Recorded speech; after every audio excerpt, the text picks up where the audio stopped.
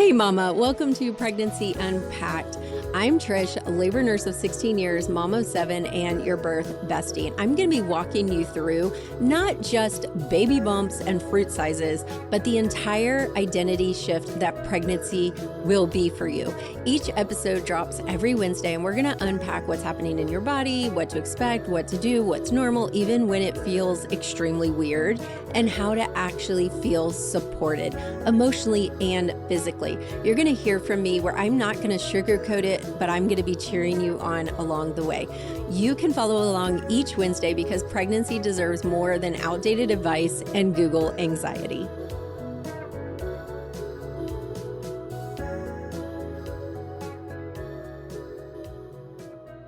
Welcome back to Pregnancy Unpacked, Mama. You've made it to weeks 16 through 18, and things are starting to feel more real.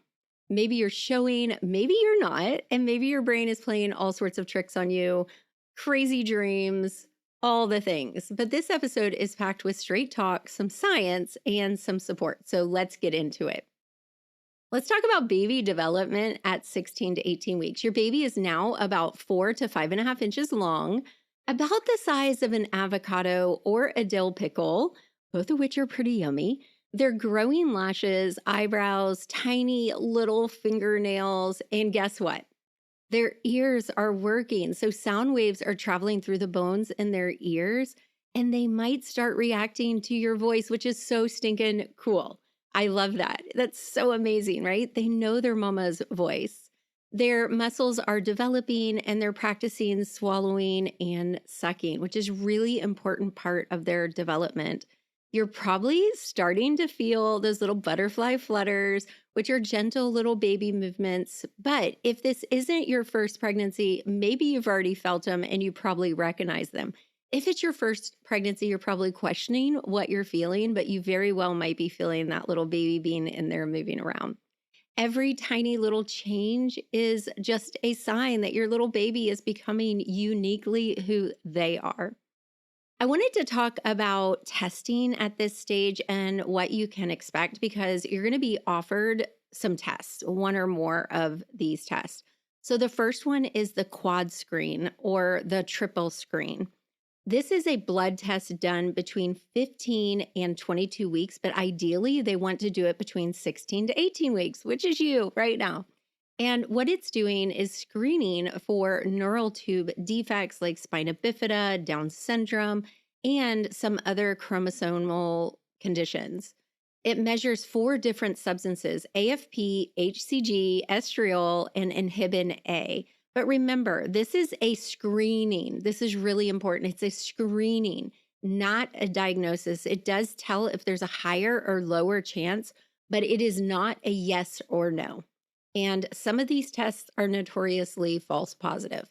The AFP test, which is the alpha fetoprotein, say that real quick, can be done separately or they can do it as a part of the quad screen. And this measures levels of AFP, a protein made by the fetus. And if there's abnormal levels, that could suggest neural tube defects or abdominal wall defects. But again, screening. So if any of the results are abnormal, or if your family has a history, your provider may refer you to a genetic counselor so that you can get better support. And if they offer that, I really suggest that you take it. Let's talk about the ultrasound scans. Around 16 to 18 weeks, some practices might offer a peak ultrasound or even an early anatomy scan where you can see your little baby's limbs and the organs forming, the heartbeat, and maybe, possibly, catch the glimpse of the gender if baby cooperates. But let me just tell y'all my story. So I was pregnant with baby number 4. I had 3 boys at home, and I think I was like 15-ish weeks. I don't remember. And my midwife was like, let's do a scan. And I'm like, heck yes, Susan, let's do a scan. And so we did a scan and she's like, now do not take my word for it. I don't know if I'm right or not, but this looks like a girl. Well, I had 3 boys at home. So all I could think was girl. It's a girl. And of course I went and told everybody I was having a girl. I bought girl stuff. Well, I go to my big anatomy scan, and guess what? It's Gavin. It is not a girl. So even if you think you know based on an ultrasound, now y'all are way ahead of me. This was a long time ago. You get all the blood tests and all that early on. So you probably do know. But let me just tell you, I did have a student horror story with that where she had the testing and it said that she was having a girl. She had a gender reveal, not a girl. She went back for the anatomy scan. That was a whole horror story because the guy that did it was off his wall crazy, but turns out he was right and it was a boy. And she has a son now. So again, here's what I want to talk to you about, because finding out that the baby's different than what you thought it might set you off a little, but it's not super concerning. But what if you do hear something concerning? The first thing I want you to do is I want you to take a deep breath. And in your head, I want you to be like, Trish said, this does not mean something is definitely wrong. Here's the thing. Even if it's like a little bit of what seems like it's wrong or something you just didn't expect to hear, a lot of times on our pregnancy happy hour, my students will really express how difficult it is, even to hear something little off that you weren't expecting. So I just want to let you know that it's okay to feel those feelings and to walk through those feelings like they're legit, they're valid. But I also, as a labor and delivery nurse who's been on the other end of being with parents who've heard this is wrong or that is wrong, and then it's not wrong, it doesn't mean something is definitely wrong. Sometimes the baby just went in a weird position. And remember, there's also human error. So sometimes the technician just couldn't get a clear view. So if your results are outside the normal range or the ultrasound raises a little flag, your provider might recommend the following. So they may recommend just doing a second ultrasound like in a week or two to get better images or verify what they think they saw. The next thing they might do is refer you to an MFN, which is a maternal fetal medicine doctor. That's a high-risk doctor. They are specialists who handle higher risk pregnancies and can do detailed anatomy scans or genetic testing. They also might recommend amniocentesis. And I don't know if you're like me, this girl right here is scared to death of needles. And that was like one of my things. I'm like, no way in hell will I do an amniocentesis. But if they need to, I would just talk it through with your doctor and your counselor. It's a test to collect and examine amniotic fluid, which can tell them a lot about what's happening with that baby. But it's not commonly done unless your risk is really high and you agree to it. So remember this, you always have the right to ask for clarification. You always have a right to get a second opinion, and you always have the right to take time before making any decisions. And I know you guys, because I hang out with my pregnant mamas all the time on our hangouts. I know you feel, oh my gosh, if I ask a lot of questions or if I refuse or I ask for time, they're going to think that I'm difficult. That is not true. That is just how we've been conditioned, especially as women, to just be meek and quiet and go with the flow. But this does not make you difficult. This is your human. This is your body. And as much as we fight for our rights, for our bodies, I want you to remember that asking questions, taking time does not make you difficult. It makes you prepared. So anytime that thought comes into your mind, I want you to just nip it in the booty. Here's the mindset check for today, right? You are allowed to question. You're not difficult for asking questions. You're not paranoid for wanting to understand what's happening. And if you're not understanding, keep asking questions until you do, because that is exactly what informed consent is.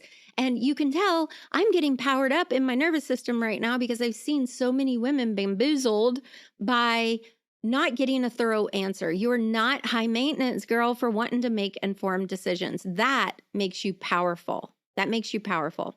Okay, we're going to revisit morning sickness and nausea relief because some of you are still in the thick of it. And I see you because I was there when I was pregnant with Lainey. So here's some supportive tools.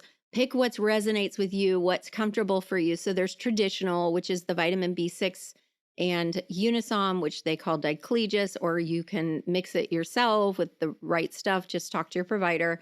Eating small, frequent meals, ginger. Well, I guess that would fall into holistic. So yeah, holistic, ginger chews, acupuncture bands, magnesium lotion on the belly, which also helps with aches and pains. My doulas and I are all about the mag lotion. And also just lifestyle choices. Don't skip meals, decrease the caffeine, stay hydrated, avoid heavy scents. And you can also rub a little bit of peppermint oil under your nose so that any weird smells like your husband's deodorant doesn't make you nauseous.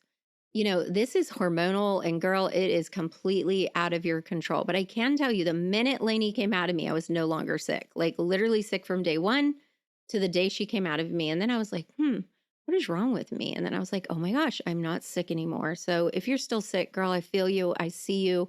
I know it's depressing. I remember just feeling like this is never going to end. I am so depressed. And I was in nursing school, y'all. You can't even imagine the smells I had to smell. Anyway, so here's my advocacy tip of the week.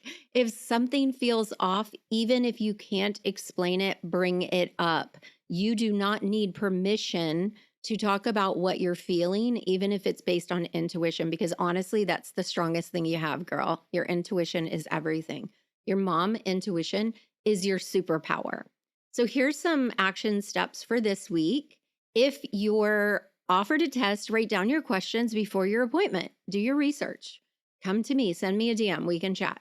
Ask your provider what the next steps would be if something looked off. Track how you feel Track how you feel each day, physically, emotionally, look for patterns. And remember, you are doing amazing. You don't need to know everything. You just need to keep educating yourself, trust your intuition, keep showing up. I promise you the last half of this pregnancy is going to zip by. I know it doesn't feel like it, but it will. I'm here. I'm cheering you on every single stinking week, girl. So until next time, you are the magic. You're amazing, and don't forget it.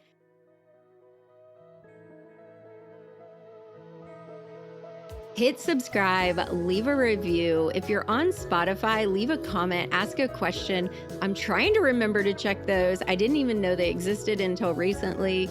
But guys, I am so proud of you. You are doing such an amazing job building your human. I will see you again next Wednesday. Bye for now.